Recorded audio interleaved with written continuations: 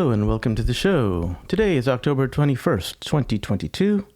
Let me start by saying that I am not a financial advisor. This is not financial advice. This information is intended for entertainment and educational purposes only.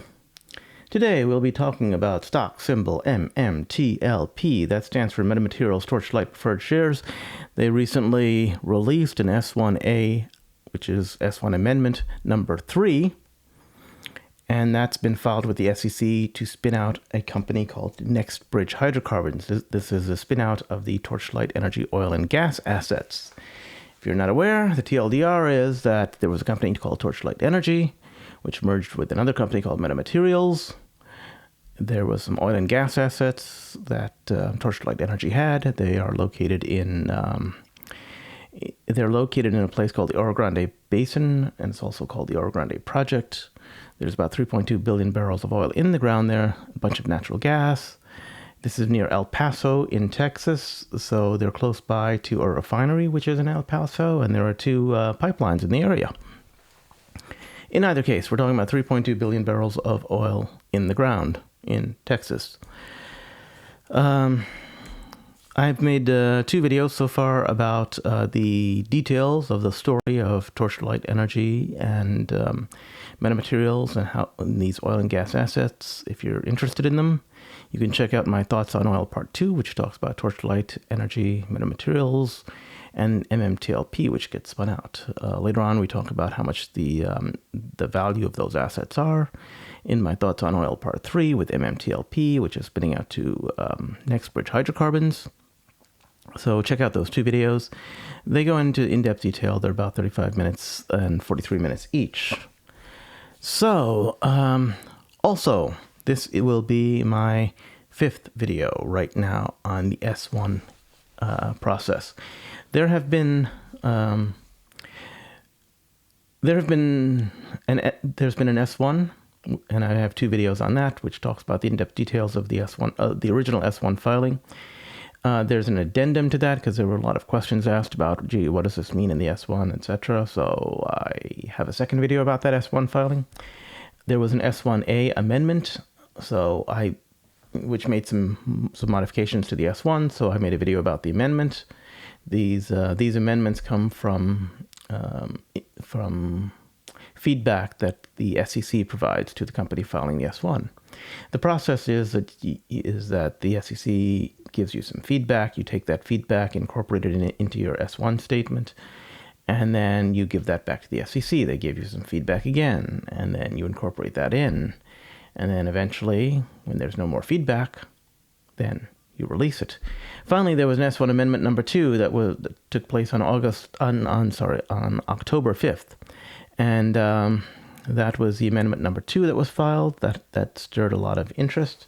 So I've got a video on that as well too, right? So there are 4 videos about prior S1s. And each video, by the way, is cumulative. I don't go over the original S1 statement in the amendment or in the amendment number 2, right? I mean, each one assumes that you've got all the information from the first video. So I move forward. Anyway, that's how that works. If you're interested in, if you're interested in the, the drilling that's taking place, there's been some recent drilling activity. We now have 5 additional wells that are taking place. The wells are expensive to drill, and they've decided to drill those wells with quite some time before the end of the year. Last year, they drilled these wells in December, and they got them done in a few days to meet their continuous drilling clause. This time, the drilling, apparently, they've started filing the permits in October. So take of that as you will. Anyway, there's some info about the drilling and what's going on with more recent activity there. Okay. So let's see. Oh, and finally, we have for a general overview of the whole MMTLP saga and what it is. It's been available now for trading for about a year, and we've got a 1 year of trading on OTC markets. Gives you a quick intro and quick overview of everything in 24 minutes. So if you're brand new to MMTLP, I suggest you at the very least just watch that video. So we're going to go over some price action, and then after price action, we're going to go over the reason you came to see this video, which is the S1. Okay. Now, let's look at the price action. Today, we ended the day at $4.82. We're up a little bit. We've been going up since the start of the week or so, and so we're doing good there, right? Doing good. And it's been headed up continually. Now, interestingly enough, if we look, a lot of this, the original run-up in price took place on October 5th, and there was an S1 Amendment number 2 that was filed there. If we look at that S1 Amendment had this statement in there. This was on page 23, I believe. It said the price per share of Meta Series A preferred stock traded on the OTC market under the symbol MMTLP, and it may not accurately reflect the value of a share of our common stock, such that you will receive in the distribution. Okay. This was in Amendment number 2, and this caused the price to start increasing dramatically. Okay. Basically, the highlights are before the distribution, there's a clarification statement, right? Meta Series A preferred stock was traded on the OTC market under the trading symbol MMTLP. Previously, the Meta Materials did not actually discuss the word MMTLP. They did not discuss the symbol because they did not bring that symbol out into the world. This was brought about, essentially the story is, by two market makers who got together. They had some Series A preferred stock. They wanted to trade it. And in fact, they wanted to, they may have had short positions in it. We don't know. They may wanted to get rid of their short positions and hence buy the Series A preferred stock. It could be. That's the way that goes. But Meta had, prior to this point in time, not said anything about the words MMTLP. They didn't want to be associated with it. But the SEC required them to talk about the symbol that was trading. So the SEC, this was a feedback that they received from the SEC. And in Amendment number 1 about, what's the symbol MMTLP? You got to talk about it, because is it associated with your stock? And they said, yeah, of course it is, so they had to talk about it. So MMTLP is the Series A preferred shares, okay? Not only that, the prices of MMTLP may not be a reliable benchmark on which to determine the value of the common stock you will receive in the distribution. Okay, further on, here they're saying, hey, the price may or may not have anything to do with the value of what you will receive. Okay, because the value could be based upon 3.2 billion barrels of oil in the ground. Could be based on what people are willing to pay for that. And it's currently trading at about, I don't know. It's trading just under $5 a share right now, right? Anyway, they talk about what's known as a short squeeze. Why do they talk about a short squeeze? Because it might happen. Okay. They say that there's a bunch of shorts out there, and short squeezes have caused extreme volatility in both the stock price of the companies and the market, right? Of those companies' securities, and it causes those companies' securities to trade at a significantly inflated price per share that is disconnected from the underlying value of the company. That means that if a short squeeze happens and the shorts have to deliver shares and no one's selling them the shares, the price of those shares can go up astronomically. Okay. Now, here's where they talk about it in detail. You say, given the potential high demand from buyers, with a relatively low supply of MMTLP shares available for sale on the OTC market, the MMTLP price per share, as shown on the OTC market, may rise significantly, but may not be representative of the value of the underlying shares of our common stock, etc. Right? So they described the short squeeze, and that caused the price to go up because everyone then, that clarified everything, right? That said, okay, MMTLP is the Series A preferred shares. We know there's a bunch of Series A preferred shares that have not been, that shorts have not delivered yet, and they're on the hook for, and they need to close that position out when next Bridge spins out. Now we have an S1 Amendment number 3. What will happen now? Okay, so before that, I got some news to talk about that's not related to the S1 Amendment number 3, but is important nonetheless that you should be aware of. There are 3 videos that are out there that are pretty cool. Rollerpigeon has one about, hey, it's math again. She talks about a sale that took place in the Permian Basin and the valuation of those sales and how that could relate to metamaterials. Check out her video. It's very recommended. Also, Ali talks about this oil and gas deal by Fang in the Permian Basin, $140 per share. check out his video. It's excellent. Terry came out with 2 videos I think are spectacular. Okay. So I just got to do a shout out to that. So prior to today, he came out with this MMTLP Next Bridge Emergency Update. It's definitely worth watching. He talks about the fact that it's starting to get interest in the news. People are starting to talk about it. It's very interesting there. He also talks about the fact that that there's that there's a lot of stuff happening now. Today, he came out with a video. This was prior to the S1 being released, about the satellite photos, right? About the drilling.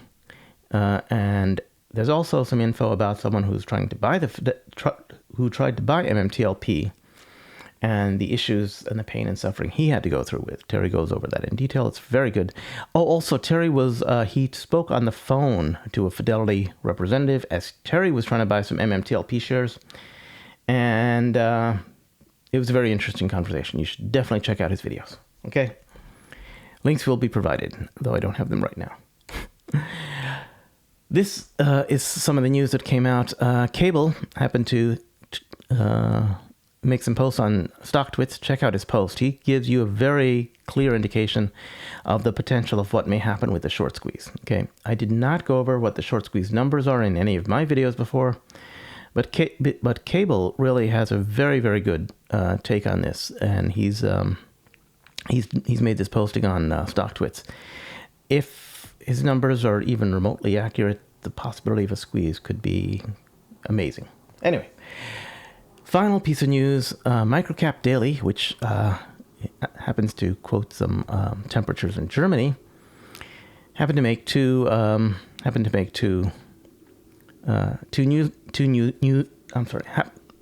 Microcap Daily, which happens to post some temperatures in Germany, which indicates they're German to me, had 2 articles that came out, one right after the other, about metamaterials. It's very good. And they talk about the situation. So it's starting to get some press coverage. Okay. In total, they got about 27,000 views off of these 2 articles. Check it out. It's pretty cool. Anyway, finally, the S1-Amendment number 3 has been filed. It was released on October 21st, which is today, and it was released after the market closed. So we have all weekend to think about it, okay? Rollerpigeon made a video about it first, I believe, and check out her video. She's got a really good take on it.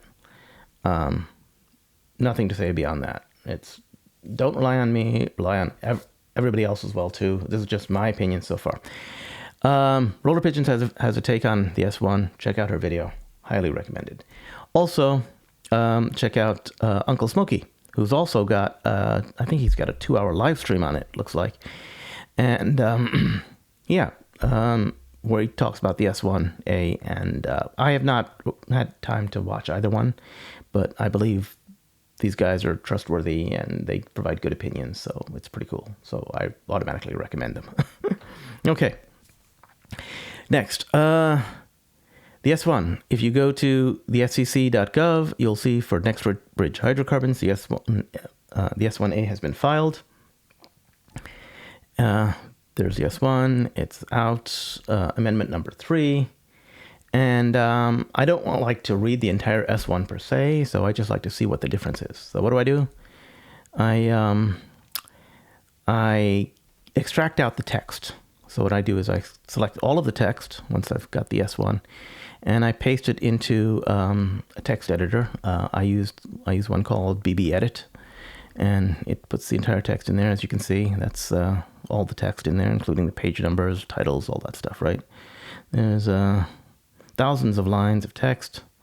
Go up to the top, see, it says S1. Now, and I save that to a file. I call that S1 Amendment number 3. And I do the same thing with the previous S1. So I'll go to the previous S1, open that, and get the previous S1, copy, and let's make a new document with that. As you can see, this is the previous S1. This is S1 Amendment number 2, and I'm going to save that as Amendment number 2. Okay, there we go. Amendment number 2, saved.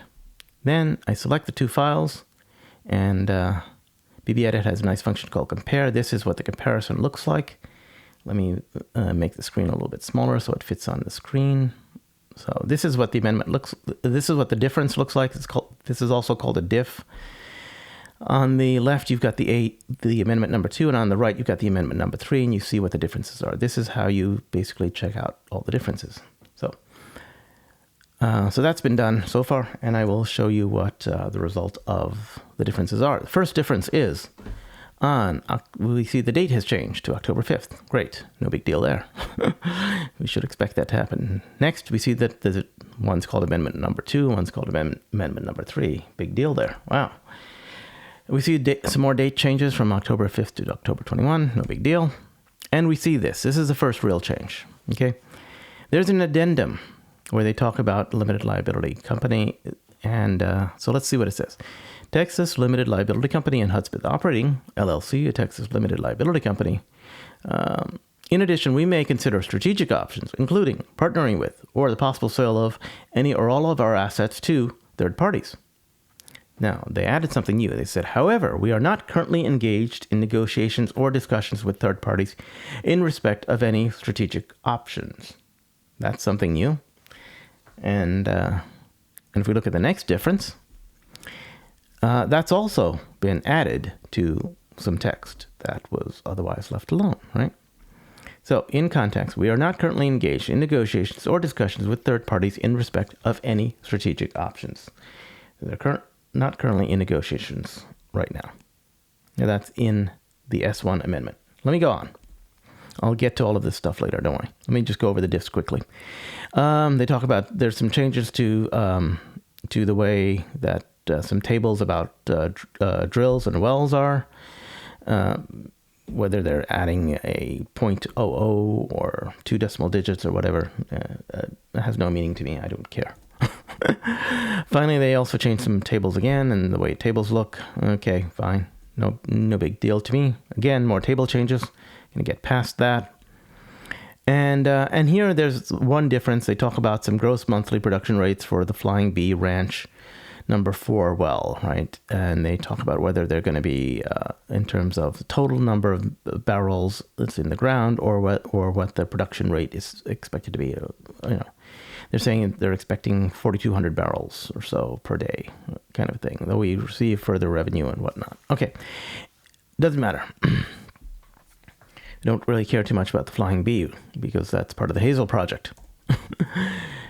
Now, this is interesting. This is a brand new paragraph that's put in there. In September 2021, Meta received a subpoena from the SEC Division of Enforcement in a matter captioned, "In the matter of Torchlight Energy Resources, Inc." That's a subpoena. The subpoena requests that Meta produce certain documents and information related to, among other things, the merger involving Torchlight Energy and Metamaterial Inc. Meta is cooperating with and intends to continue to cooperate with the SEC's investigations. While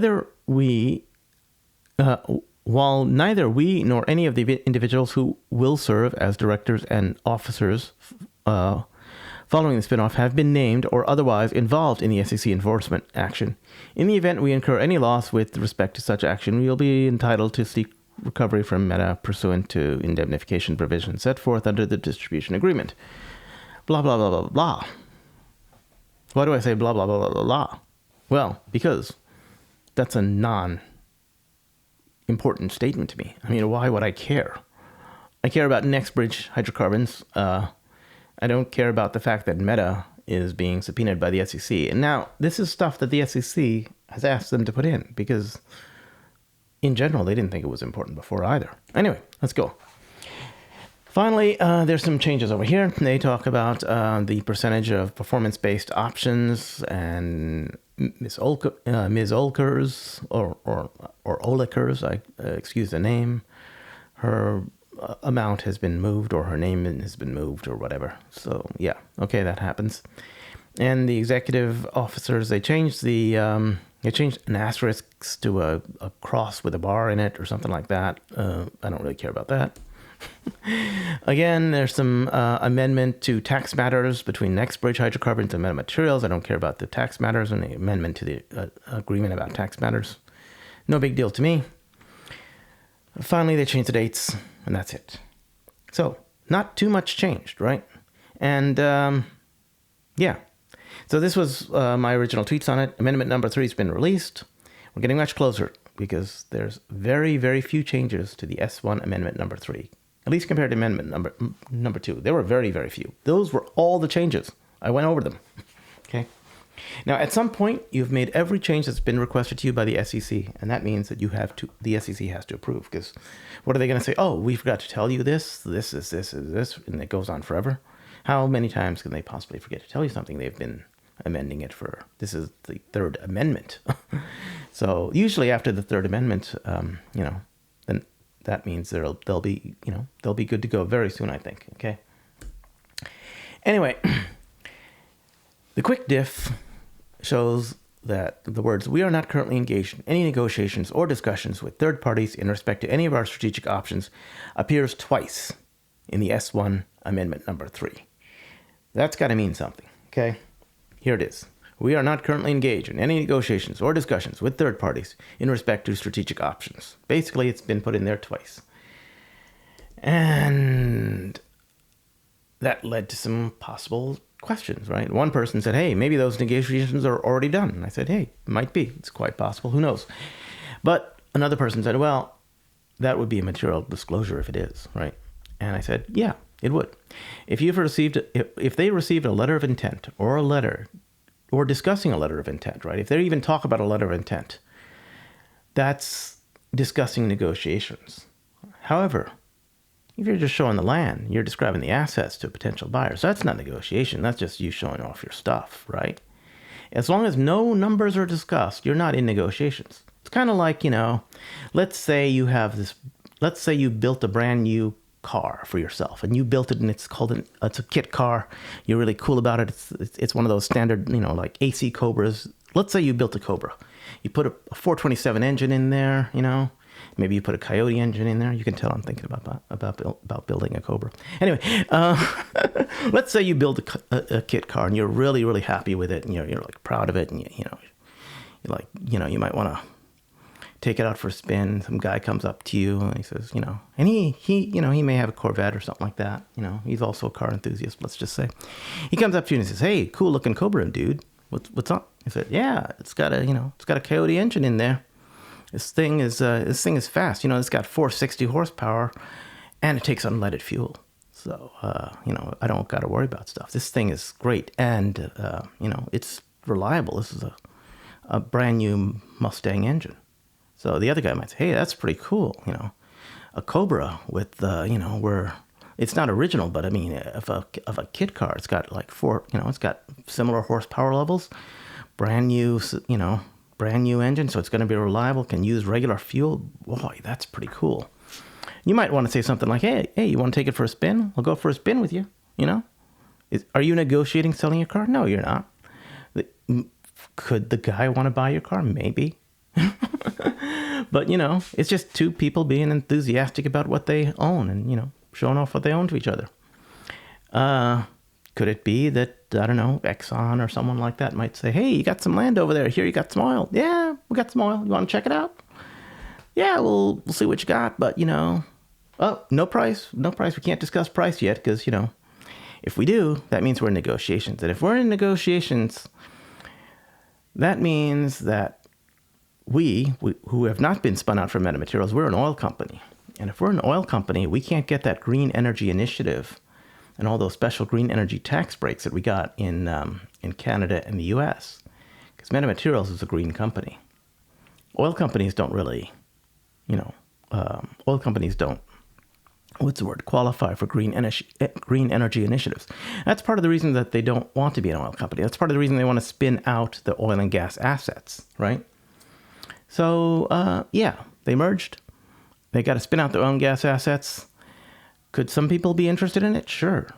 Could Meta say negotiations have not started yet? We're not starting negotiations yet until we spun out, and then we can start talking. But if you want to look at it, you got no problem looking at it. Go for it. That's my take on it, right? I mean, there's a lot of ways this can go. Anyway, John Brda, former CEO of Metamaterials, says, "Team did a great job of turning this around in just 2 days. 2 days. I feel like we're getting very close. In fact, I will not be talking about MMTLP until the news comes out. Don't want to influence the market in any way. Great weekend, everyone." Okay? So the fact of the matter is that basically means that John Brda's lawyers told him, hey, you better not talk about this because, you don't want to, you don't want to be responsible for influencing the price in any way, shape, or form whatsoever, right? You just want to be the guy who says, hey, good job, whatever. We're getting close, okay? That's what John Brda said.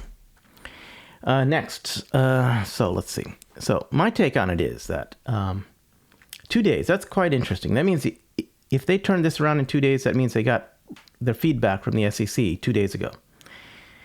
And that feedback included requesting that they add certain info, which, the info that we added is currently not currently in negotiations, right? Not currently in negotiations. I'm sure the SEC said, hey, are you in negotiations with anyone? So they said, not currently in negotiations. They could have said, not in negotiations. They could have said, no, we're not negotiating right now with anyone. It said, not currently.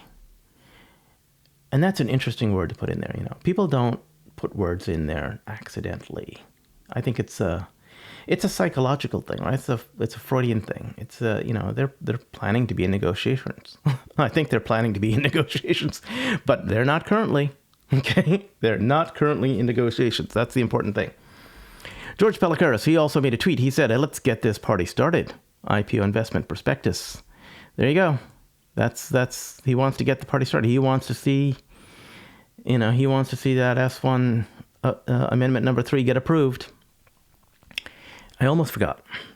There was that part in the S1 that talks about an SEC subpoena. Right. Meta received an SEC subpoena from the Division of Enforcement in the matter, captioned, in the matter of Torchlight Energy Resources, Inc., right? Like I said, it really has almost no bearing on this spin out, I believe, right? It almost sounds to me like the SEC has an agenda, right? This is the part that they said, right? Meta received a subpoena from the SEC. What was the subpoena about? In the matter of Torchlight Energy Resources.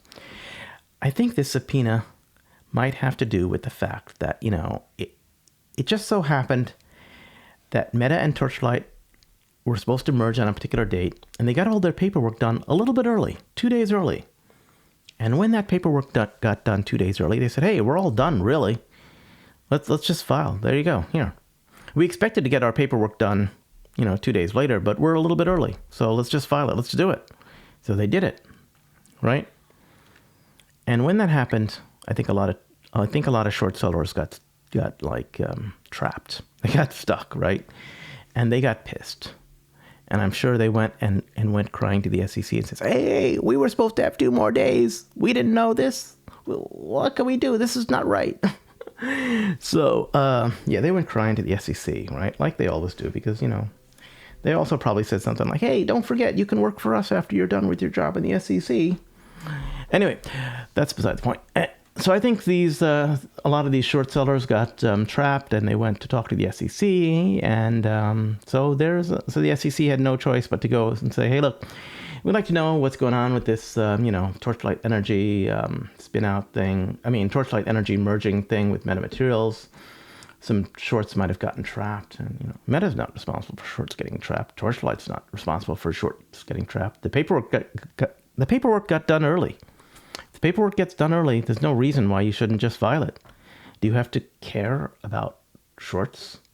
Shouldn't shorts care about themselves? They took the risk on themselves. Anyway, so that leads me to believe that that's what that was about, and that's not that important.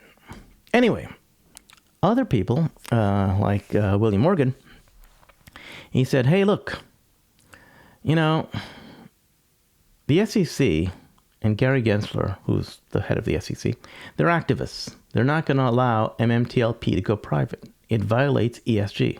By the way, ESG stands for Environmental, Societal, and Governance, and it's an initiative that's sweeping across corporate America. It has to do with being politically correct, of course, and all that, and make sure that you're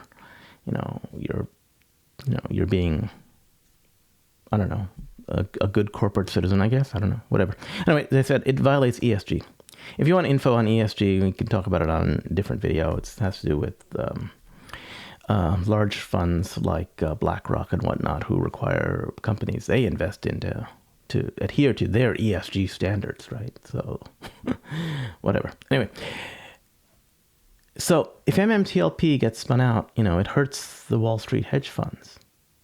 And there are some people who say that a lot of people who work at the SEC want to work for these hedge funds right afterwards. And many times people from the hedge funds come and work for the SEC, and it's a sort of revolving door. I've heard that said. I don't know if it's the case, but I've heard it said. Anyway, also, William Morgan happens to say, if it hurts markets before midterms, it hurts Democrats. Oh, well, it might, yeah. And we know that the Democrats are currently in charge right now. Okay. So, interesting to note. Thank you for your tweet, William Morgan. So I said, that's something to consider. I'm not going to discount it. I'm not going to say it's right. I'm not going to say it's wrong, but something to consider. Anyway, so these are my two main key takeaways, okay? The S1 Amendment number 3 has been released. There's been very few changes. And at some point, after all the changes that the SEC has requested have been just put in there, what choice do they have but to say, hey, look, we got to approve you because you made every change that we asked you to make. The other thing to note is that the big deal is, of course, that they put in the comment that they are not currently in negotiations. The word currently is in there. They turned this around in 2 days, and they added that info in there, okay? I am pretty sure the shorts are going to try to use this to inspire FUD over the weekend, and they're going to do a massive I expect them to do a massive short attack on Monday, so just be prepared, right? They may or may not do, who knows? We'll see. But I personally expect a short attack on Monday as a result of that, right? Maybe it means you might, if you're looking to buy some shares, maybe you get them at a bargain. I don't know. No one knows what the market will do. No one knows what the future holds. But, yeah. They turned this around in 2 days, and if there's going to be another comment from the SEC, we'll see. I think it's getting very close. I think it's getting very, very close. Anyway, this is Market Moves. I expect to see you on the moon. My name's Tony, and we will have talked about the S1. So that's my initial reaction to it, and goodbye.